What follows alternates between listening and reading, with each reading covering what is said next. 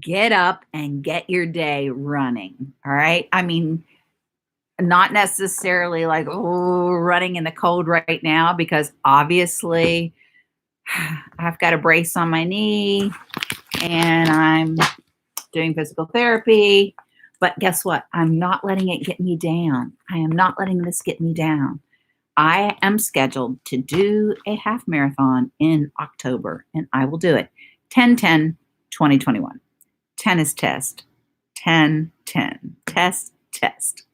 And so I didn't expect it to be easy. I just didn't expect it to be like this. All right. So, what I wanted to talk to you about this morning is revolutions per minute, rpmdaily.net.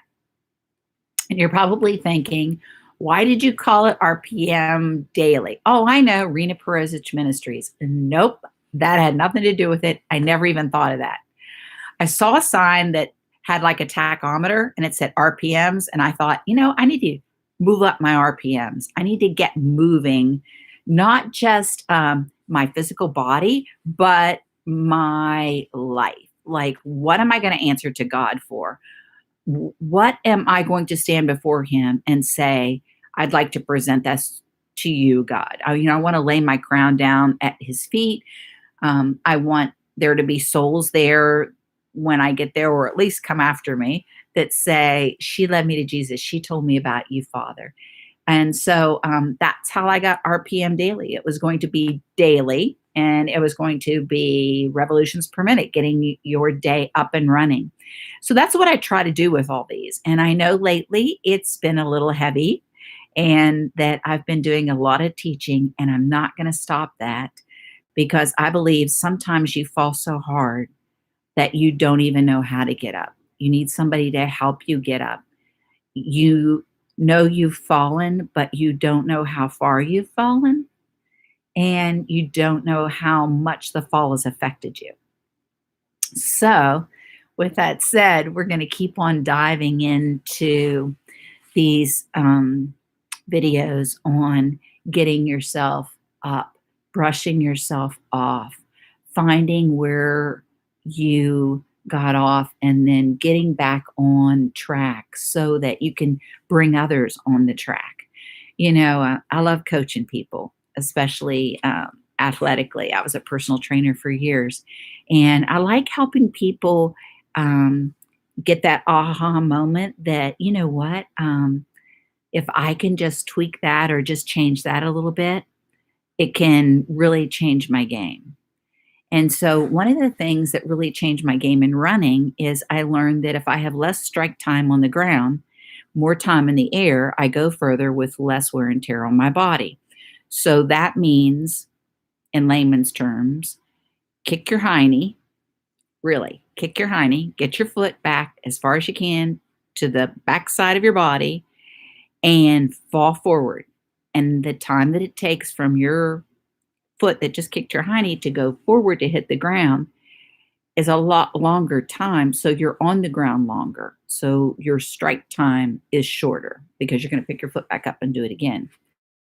You've got to kick yourself in the hiney and tell it like it is, and get your story out there, and don't stay on the ground a real long time, but find out how to get that foot in front of the other one and stretch yourself to where you make greater distance.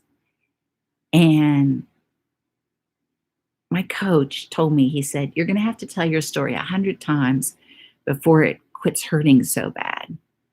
He said, the first couple times you tell it, you're going to cry like ugly cry. But by the time you've told it 100 times, you may just have a tear roll down your face. So get out there and tell your story. And if you can't think of what your story is, a lot of people this past weekend couldn't even think about their earliest memory.